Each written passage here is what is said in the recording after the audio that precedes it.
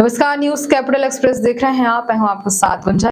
Congress media विभाग के अध्यक्ष के मिश्रा ने शिवराज सरकार पर भ्रष्टाचार के गंभीर आरोप लगाए हैं। के मिश्रा ने पीसीसी दफ्तर में आरोप लगाते हुए कहा कि एक तरफ नरेंद्र मोदी भ्रष्टाचार के खिलाफ अपनी गारंटी दे रहे हैं, दूसरी तरफ मध्य प्रदेश में हुए अरबों रुपयों के प्रामाणिक घोटालों पर उनकी और गृह मंत्री अमित शाह की गारंटी पर आवाज कहां खो गई।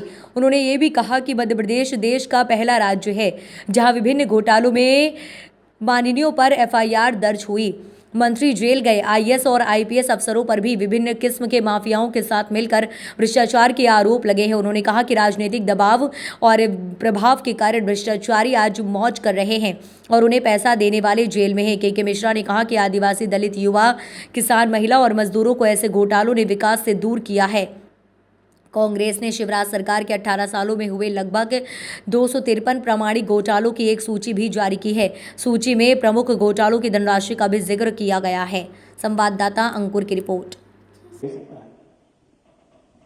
मेरे पास वो रिपोर्ट भी है जो प्रदेश की एक दबंग और ईमानदार महिला अधिकारी नेहा मालविया जी ने उसके भ्रष्टाचार को लेकर एफआईआर लिखवाने के लिए अपनी रिपोर्ट में उल्लेख किया था।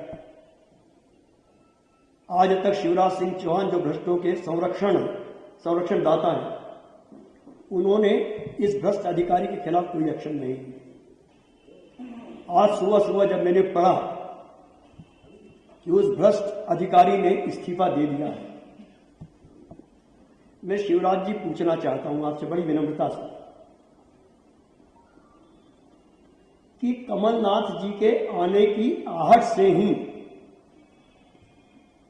आपके ये भ्रष्टाचार के चूहे बिल से क्यों भाग रहे हैं?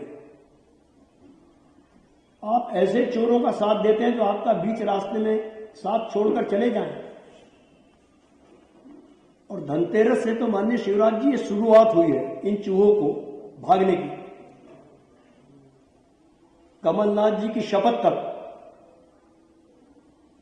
तो और भी कई चूहे और गीदड़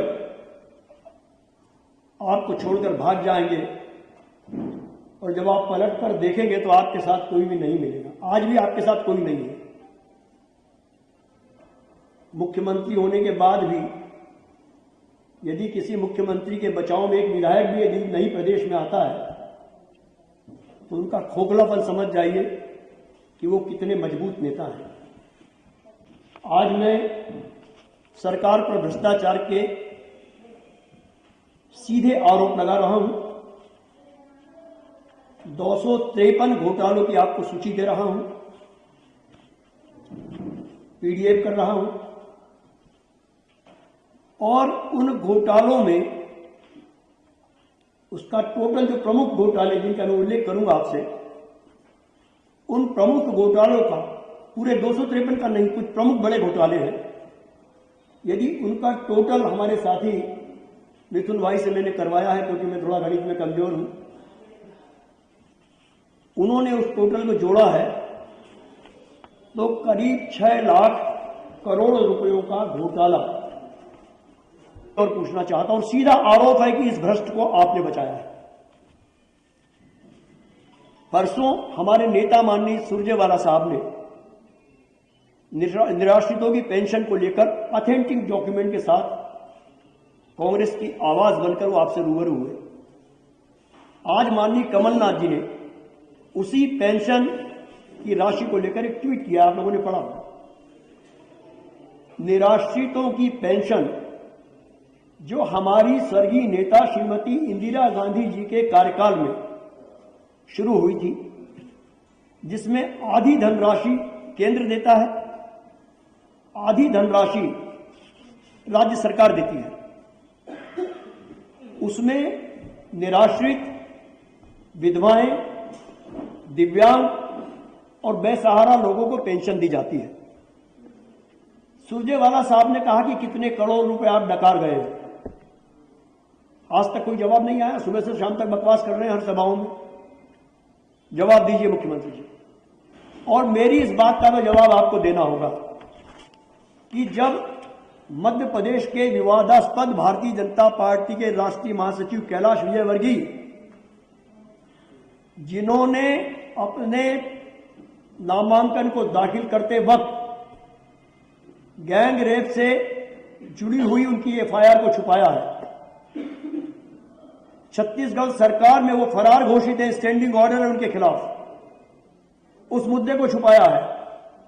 जब वे 2000 से 2005 तक इंदौर के महापौर थे, तब इन्हीं विकलांग विधवाओं, दिव्यांगों और असहाय माता बहनों की पेंशन का 33 करोड़ रुपए घोटाला मैंने उठाया था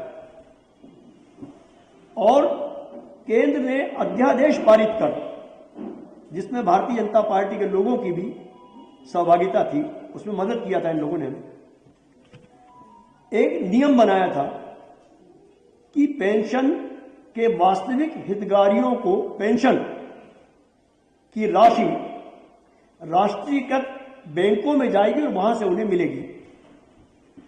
तो दिल्ली के सरकार के अध्यादेश को कैलाश विजयवर्गीय ने एमआईसी से चेंज करवा दिया और रमेश मेंदोला जो उनके सहयोगी हैं, नंदा नगर साख संस्था, कोई बैंक नहीं थी, क्रेडिट सोसाइटी थी, उसके माध्यम से वो पेंशन बटाई, जबकि केंद्र के अध्यादेश को एक नगर निगम की एमआईसी को अधिकार ही नहीं है कि वो चेंज कर दे, राज्य सरकार को भी नहीं है।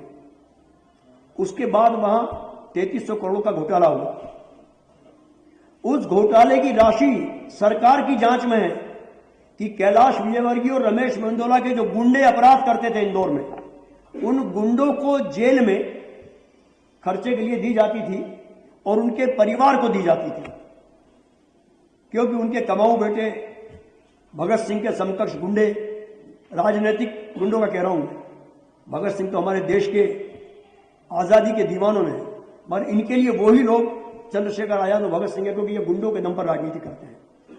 उन गुंडों के परिवार को पालने के लिए 10-10, 15-15 लोगों की पेंशन नगर निगम के अधिकारी देकर आते थे। ये सरकार के दस्तावेज में मौजूद है, मेरे पास भी मौजूद है। नगर निगम ने आग लगा दी है, मगर मेरे पास सारे दस्तावेज मौजूद है।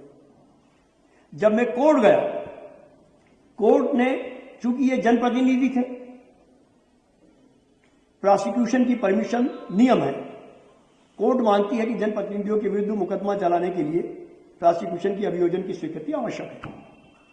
मैंने 2007 में सरकार से प्रोसिक्यूशन की अनुमति मांगी, शिवराज सिंह चौहान थे। आज तक शिवराज सिंह चौहान ने प्रोसिक्यूशन की परमिशन नहीं दी है, और न केवल दी है, बल्कि जब उस फैसले के बाद मैं हाईकोर्ट